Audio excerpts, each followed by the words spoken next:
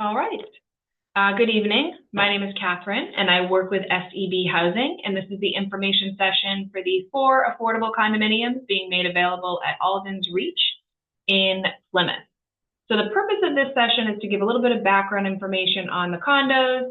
I'll also cover the application, the eligibility and lottery processes, and what to expect after the lottery is actually run. So during this session, you're encouraged to ask questions. You can either type them into the Zoom chat that you have there. You were muted when you came into the call just to minimize any outside noise, but you can go ahead and unmute yourself. I'll be asking throughout the presentation if you have any questions.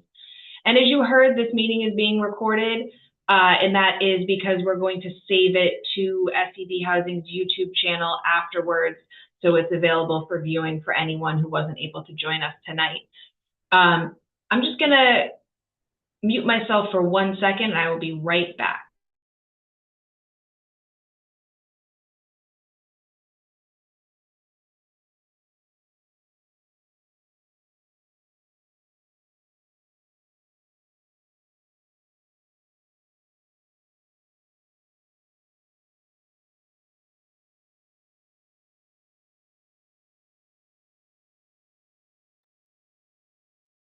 All right, sorry about that. So just for some background information on who we are, so SEB Housing, we are an off-site consulting group that has been hired by the developer of Alden's Reach. So we're going to conduct this information session. We'll be the ones collecting the lottery applications and determining an applicant's eligibility for the affordable housing program. But we're not part of the sales team. We haven't seen the homes in person. But in the initial phases, we'll be your main point of contact rather than the developer or the sales team. But then later on in the process, you'll have more direct contact with the owner if you're one of the households who will be moving forward to purchase one of the homes. So there's kind of 2 steps in the process that I just mentioned. The first is to be found eligible for the affordable housing program. So you'll be in touch with SEB Housing during that time. We can answer any questions you have on the application, and we'll do a preliminary review of your lottery application. If you're eligible, we will issue you a lottery application number. You'll be part of the lottery, and you will be issued a spot on the waiting list for one of the homes. But then the second step in the process is kind of all of the other steps that entail buying a home. So if you are one of the top households on the waiting list, you'll be asked to move forward in the process and move forward to purchasing one of the homes. Your opportunity to do that will depend on your placement on the waiting list after the lottery. So if you haven't already done so, you want to go, our website isn't up here, but you want to go to our website, sebhousing.com, and if you click on our housing opportunities page and select I want to buy, and then you select Alden's Reach, you're going to be taken to a page specific to this property with a downloadable version of the application, a sample deed rider, which I'll talk about in a few minutes, and the information packet, which contains most of the information that I'll be covering during tonight's session.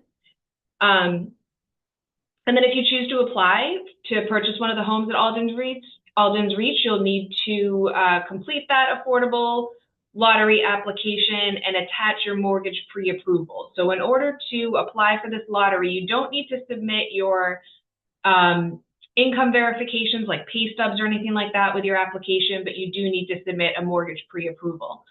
And so the lottery application and the mortgage pre-approval can be sent in to us in one of several ways. Most people email it to us as an attachment. They scan it in and then attach it to an email, and they send it to info@sebhousing.com. But you can also fax it to us. The fax number is on the first page of the application. You can send it to us by regular mail to our office in Needham. I'm going to flip back here on my slides because this is our office here, 257 Hillside Ave. We also have a drop box if you're in the Needham area for any reason, that you can drop it off there. There's a secure drop box that's available 24 hours. So whichever one of those options works best for you, we encourage you to get your lottery application in early. It's fairly brief. Like I said, there's no supporting documentation that you need to submit at this point other than the mortgage pre-approval. And applications are due by April 14th. And we will let you know if anything appears to be missing or if we have questions on anything when we receive that from you. So Alden's Reach does have a website if you want to check that out as well. So it's aldensreach.com, and there's some more information on that website, floor plans, amenities for the full property, the community, the location, some information about that. These 4 affordable condos are townhome style triplex buildings is what they call them. And what that means is it's 3 units side by side. So 3 units in a building. And the homes are going to be sold at an affordable price to households that have a total household income that does not exceed 80% of area median income. So the development itself will eventually consist of 172 homes, a pool, a building with the pool, basketball court, a playground, and it is in the Manomet section of Plymouth. There is conservation space surrounding the project, which is great. And these homes, there's different home styles at Alden's Reach. 3 of these affordable homes are the Magnolia style home, and 1 of them is the Alder home. And both of them will sell for $323,600. So they're both the same price point, and they both have 3 bedrooms. The Magnolia style homes have 2 baths, while the Alder style has 1.5. So these sales prices are significantly lower than the prices of the market rate homes that are selling at Alden's Reach. From what I could see, the market rate homes are selling for close to about $600,000, while these obviously will go for the $323,600. And these affordable homes have a condo fee, a monthly condo fee of $288 per month. And a full list of the conveniences that the condo fees cover will be provided to buyers. But to give you an idea, those fees cover the cost of snow plowing, landscape maintenance, trash pickup, etc. So since these are affordable homes, they are going to have what's called a deed rider filed along with the deed at the time of purchase. So that ensures that the homes remain affordable in the future, even if you or the owner, whoever it is, chooses to sell it in the future.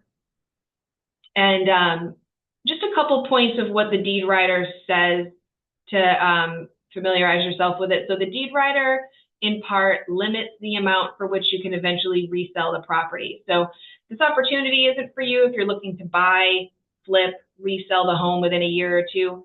It doesn't mean you wouldn't be able to make a profit and sell the home for more than what you paid, but it does need to be resold to another affordable buyer. So you could have some return on investment, but you're not going to see the same appreciation that home selling for market rate can sometimes see over just a few years. There is a formula for resale price for the affordable properties and for how the $323,000 was come to as well. And it's based on the area median income that the Federal Housing and Urban Development Department releases each spring. There's an example of that resale formula on towards the end of the information packet. The deed rider is also going to specify that the home must be your primary residence. So it can't be rented out as an investment property like an Airbnb or a Vrbo. And then finally, the deed rider also says that if you want to make capital improvements on the home, like refurnish or renovating, making major renovations to it, Mass Housing would need to approve it. That is the agency that oversees the affordable housing program. These homes are brand new, so it's unlikely that you'd need to do any major renovations for a while anyway, but just keep that in mind that that agency would need to be involved and would need to approve of those types of renovations. Like I said, the mortgage pre-approval needs to be submitted with your lottery application. So if you haven't already got a mortgage pre-approval from a bank, we suggest that after you attend this session and review the information packet, take steps to visit someone to get that mortgage pre-approval. We suggest that if you look at the information packet, page 8 has the mortgage pre-approval standard for this housing opportunity. And so we always just recommend that that page is brought to the bank by any affordable, anybody who's interested in purchasing or getting into the lottery for these affordable homes. Because the bank is going to want to see what the mortgage pre-approval standards are. You want to be sure that the mortgage product that you're being offered by the bank is going to meet the necessary standards. So we also recommend bringing the sample deed rider, which is a PDF in the website listing for this opportunity on SEB Housing's website, because that deed rider, there can be some information in there that's problematic for lenders as well. There are certain loans that won't accept the terms of a deed rider. So for example, the loan needs to have a fixed interest rate throughout the term of the mortgage. And it also can't be an FHA or a VA loan, since those types of loans don't accept the deed restrictions. So you don't want to be in a situation where the lender grants you the mortgage pre-approval, but then when you come back to the bank to get your mortgage commitment, you're not able to do that because they weren't made aware of these resale restrictions that go along with the deed rider. We also like to mention that in our experience, Bank of America hasn't been able to provide mortgages that fit the affordable housing requirements. So we recommend that you don't use Bank of America for your pre-approval or your mortgage. But with that being said, you can choose any bank that you want. We just strongly encourage you to choose a bank that has experience with affordable housing programs. On page 10 of the information packet, there is a link to the Mass Housing Partnership website. That is a nonprofit that's a great resource for you to find lenders who are familiar with affordable housing. So if you go on that website, I was poking around in there as well, and they have a ton, dozens and dozens of local realtors from a variety of banks. The mortgage pre-approval standards state that you must provide a down payment of at least 3% of the purchase price. Half of that, so 1.5% of the purchase price, must come from your own funds unless you're receiving a grant or down payment assistance from a nonprofit or other entity. So in total, your mortgage or your loan can be up to 97% of the purchase price. Any questions before I move on to the eligibility requirements for the affordable housing program? So I kind of just went over the general application process, the deed rider, obtaining a mortgage commitment.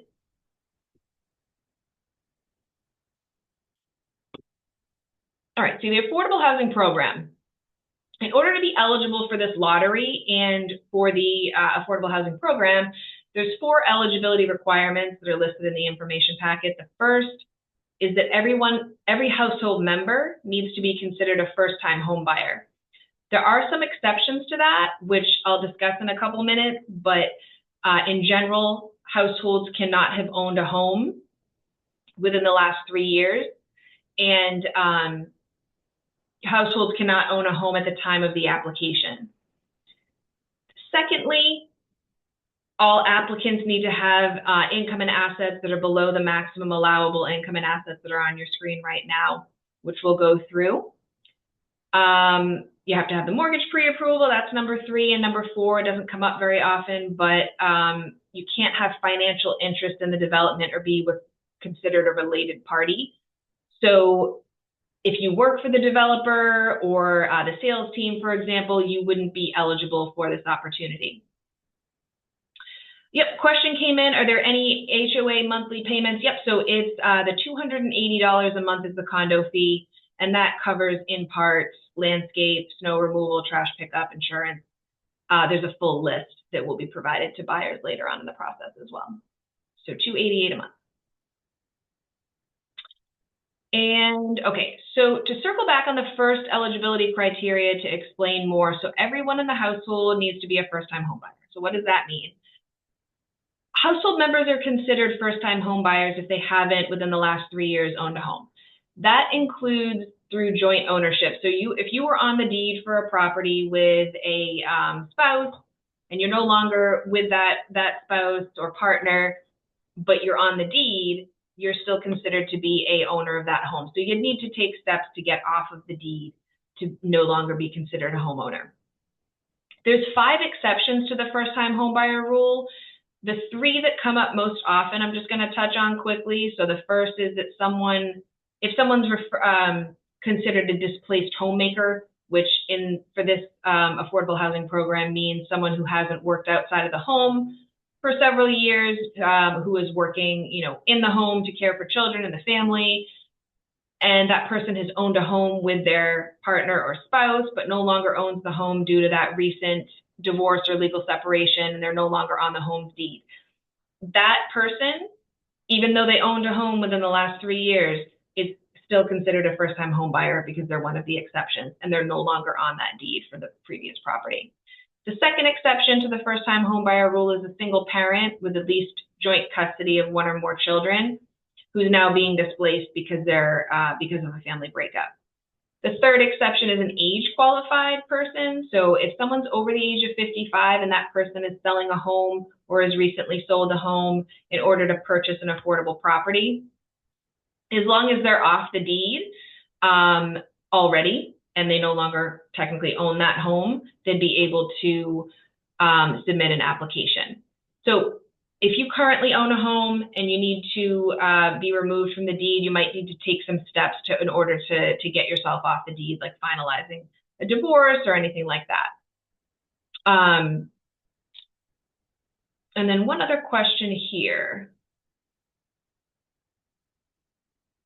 My daughter will be going away to college. My mom is disabled. She'll be spending time with me and my other sibling. Can I still buy? So you just want to make sure that anyone who's going to be living with you full time is listed on your lottery application. And then my colleague who is going to be reviewing your application and asking, for any additional information that she needs, will let you know if anything, if she has any questions on the amount of time that the person is going to be living there, if but yeah, just make sure you list everybody on the application. If someone's going away to college, but their permanent residence is still with you, you would want to list your daughter as well.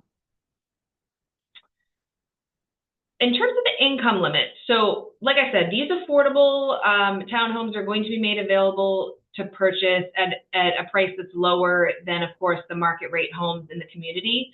So that's why they're only being made available to households whose total household income is at or below 80% of the area median income. And those amounts are on your screen now. They're in the information packet. They're on the first page of the application and all of that. So if you're a one-person household, for example, your total household income would need to be at or below $91,200.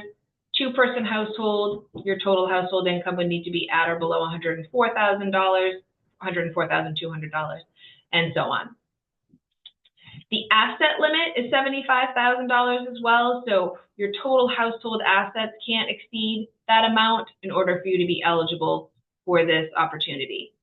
Like I said, you don't have to submit any verification of your income to apply for this lottery, but just know that you will later on in the process if you're one of the top households on the waiting list. If you're approved for the lottery, you will be sent a documentation requirements guide, which is a kind of like a packet that is giving you more information about how many pay stubs you might need to submit, the 3 years of tax returns that we'll need. So it's giving you a heads up on the information that you're going to want to gather if you are one of the top households in the lottery, and what you'll need to submit to us afterwards.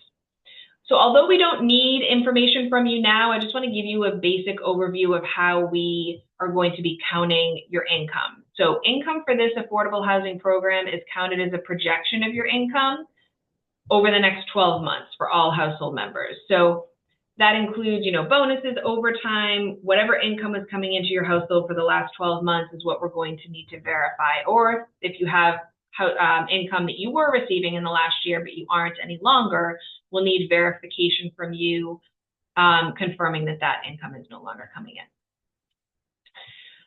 The only exceptions to that are if you have children in the household, so maybe you have a 16-year-old who's working, we're not going to count that wage income that the teenager is making towards your total household income. Or if you have a dependent full-time student, so someone who's in college, who's working, we would only count the first $480 of any wage that they're making when we're determining your total household income.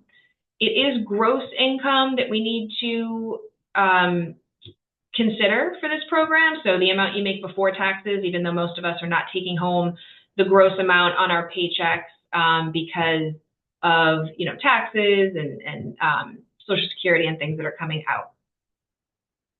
How we calculate your income is not the same for everyone because there's some people who are self-employed, some people who have a consistent paycheck every week, and some people who might be per diem or receiving Social Security benefits and so on. So specifically for applicants who are self-employed, you will need to complete a profit and loss statement that confirms your business income, but then also any expenses for your business. So just keep that in mind. If you're not self-employed, it is always going to be that gross income that we count. We can't take deductions into consideration for households who are not self-employed. So for example, if you're working for an employer and you have medical payments coming out, we're not able to consider those an expense. In general, any income that you have been making, like I mentioned, we're going to assume that you're going to continue making it going forward unless there's some sort of definitive documentation confirming that income has stopped. So when you're filling out your application, just make sure that you're listing every income type that's coming into your household, not just wages, but Social Security, pension amounts, if applicable, unemployment, that sort of thing. There's no minimum household income requirements for this opportunity, but in order to qualify for a mortgage, you are going to need to meet the bank's requirements in order to receive that mortgage pre-approval that you need in order to apply for the lottery. So just keep that in mind. And then real quick, the $75,000 asset limit that I mentioned, that includes any funds that you plan to use in the future towards a down payment. So if you happen to have a family member or someone who is planning to gift you part of a down payment, you do need to disclose that on your application because it is considered an asset.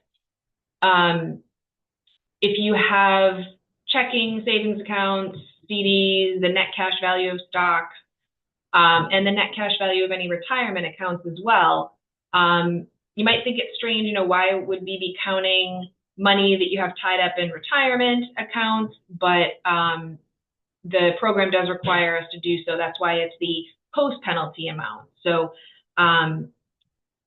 if you have a retirement account, we would need you to get a letter from the agency the financial institution who has your account, and they would be able to estimate what the post-penalty amount would be if you were to liquidate that asset today.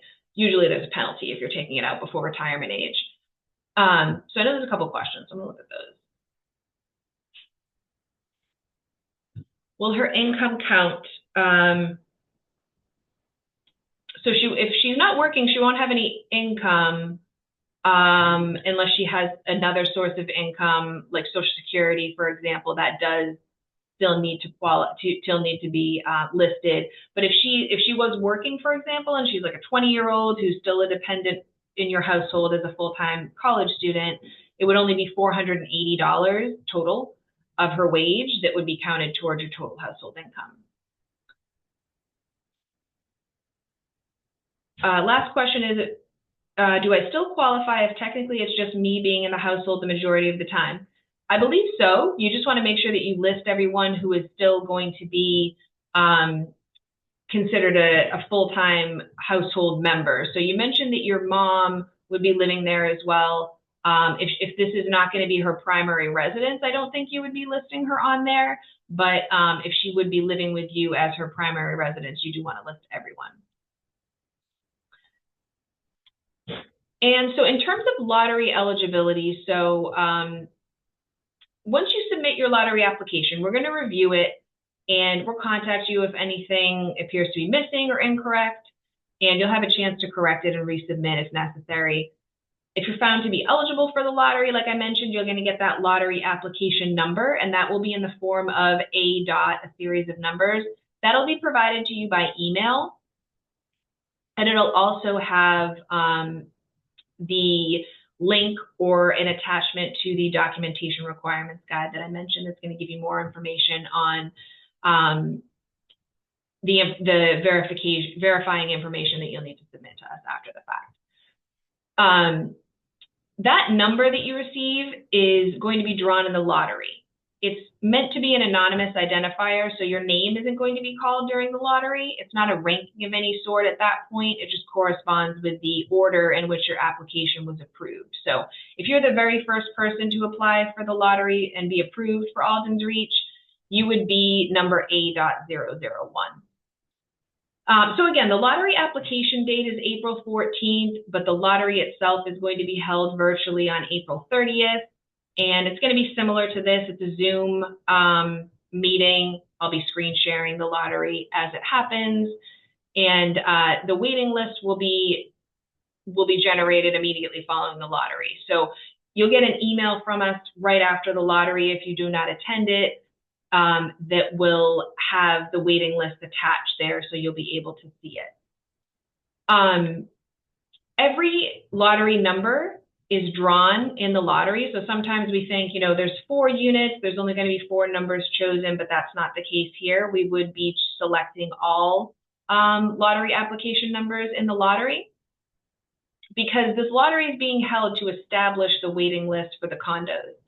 So it creates an order of priority on the list. And, usually it's not the top 4 households that actually move along to purchase the condos. Sometimes, people are found ineligible later in the process, or they just decide that they're no longer interested. So if you're not one of the top 4 households, don't lose hope in terms of being able to move forward in the process.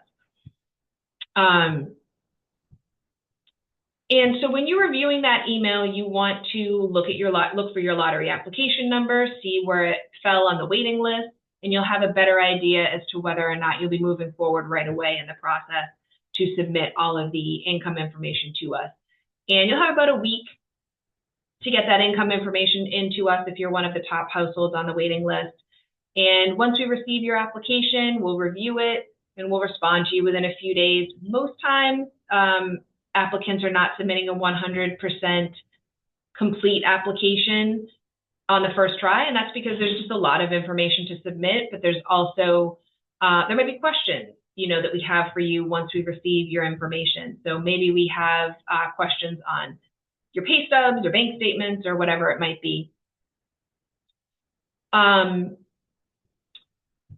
So if ultimately you're found to be eligible by SEB Housing, the next step in our process is to send your file to the monitoring agent that has been assigned by Mass Housing, which is the agency, like I said, that oversees the program. And they will do a file review and give us the green light if you're eligible to move forward in this process. Once the monitoring agent has approved your application, the process becomes very similar to the steps that you would be taking if you were purchasing a market rate home. And we always like to say at this point in the process, if you are one of the top households that's moving forward, you can decide to hire an attorney if you would like to assist you in navigating through the rest of the process. I just want to mention that. So once the monitoring agent has approved your application, we'll put you in touch with the owner, the sales team, the developer, in order to schedule a time to tour the home if you haven't already, and to complete a reservation agreement. When you reserve one of the homes, you put down a $500 refundable deposit. And after reserving the home, you have about 10 business days to sign the purchase and sale agreement and place that required 1.5% of the sales price minus the $500 that you paid to reserve the home. The purchase and sale is going to include certain agreed upon contingencies and a closing date for, it's one of the final steps in the process. So the finish line is near once you're signing that purchase and sale. Once you have signed that, you're going to need to go back to the bank who issued your mortgage pre-approval and obtain the mortgage commitment from them. And that process varies a little bit depending on the bank, but generally they're going to be looking for the purchase and sale agreement, a copy of the deed rider, and they're going to do an appraisal of the condo. Households need to remain eligible for the affordable housing program until closing. So what that means is about 3 to 4 weeks prior to your closing date, we're going to conduct a final review of your finances. We're going to ask for updated pay stubs, bank statements, your mortgage commitment, and we'll forward that package again over to the monitoring agent for this affordable housing program, and they'll do their final review as well. If your eligibility is maintained, you're still under the income limits and asset limits, for example, you can move forward towards closing and you can move in. After you move into the home, there's no future income or asset eligibility reviews. That's always a worry of some people, obviously. If you're purchasing an affordable home, what happens if your income is now above the amount that you would have qualified for the home at? And it doesn't matter. So if you purchase the home, for example, this summer, and you get a new job at the end of the year, or you have, you just have more income coming into the household, it doesn't, you were eligible when you bought the home, so that's all that matters. Another question that we get sometimes too is the tax rate. So the Plymouth tax rate right now is $12.69 per $1,000. That means the annual taxes for these condos would be estimated at about $4,100. That's based off the sales price, the affordable sales price, not the market rate estimated sales prices. So just keep that in mind as well. That about covers what I wanted to get through in terms of the information from the information packet. Does anyone have any questions that weren't touched on? Sure, Edna? Yeah, thank you so much. It was very informative. So you said, just to reiterate, once you become eligible, you don't have to do a yearly eligibility for the home. Right. So once you purchase the property, it's not like a rental affordable home where you would, if you were renting an apartment, you would need to do a recertification every year and still remain eligible for the affordable housing program. All you have to keep in mind after you purchase the home is that there's that deed rider that's attached to it. So if you ever wanted to sell the property, there'd be certain, there'd be a certain process that would need to be followed that would involve mass housing. Okay, and then you had also mentioned that most of these properties, they have to stay affordable. So if you were to resell it, you could still make a profit from it, but not that much. How does that work? So it depends on when you sell it, obviously, but there is a formula for the resale price that's detailed in the deed rider and then also in the information packet. But basically, it needs to be resold to someone who, an affordable applicant. So 3 years down the line, 10 years down the line, 20 years down the line, whatever it is, mass housing would be involved in the sale. They would be finding an affordable applicant to move into the home rather than, having it as a market rate home that would be going through a realtor and all of that. Got it. Okay. And so it could be a profit, like you said. I just don't know, at what time, how much of a profit it would be. So the informational packet only comes out if you're submitting your pre-approval to apply for the lottery? No, the information packet is just something that SCB houses. It's one of our marketing materials that is available on our website. Okay. Yeah, it just has a lot of the information that I went through tonight. Awesome. Thank you. Yeah, no problem. Anyone else? So again, you can find the lottery application and the deed rider, the sample deed rider, and the information packet on our website. And we look forward to getting your application if you're interested. Again, it's if you have any questions too after tonight, that you didn't think of, you can contact us at info@sdbhousing.com as well. A couple questions on here. So if I get married at some point in my life, do I need to report that to you? What if I have another baby? So SDB Housing's involvement ends after the lottery, or after closing, I should say. You do not need to report it to Mass Housing or anything, though. It would just be a change in your household that you don't need to report it to anyone. Are we allowed to make renovations? Sorry. Yes, but again, if it's a substantial renovation, for single family homes, we usually use the example of a new roof or like finishing the basement or something. You can make renovations, but just know that it's not, and first of all, if you make renovations, Mass Housing needs to be involved and needs to approve it. And you want to keep in mind that if you are making the renovations and, normally if you had a market rate home and you were finishing the basement or something like that, or adding a bathroom or something, you would be hopefully adding to the value of the home. That wouldn't be the case here normally. So just keep that in mind.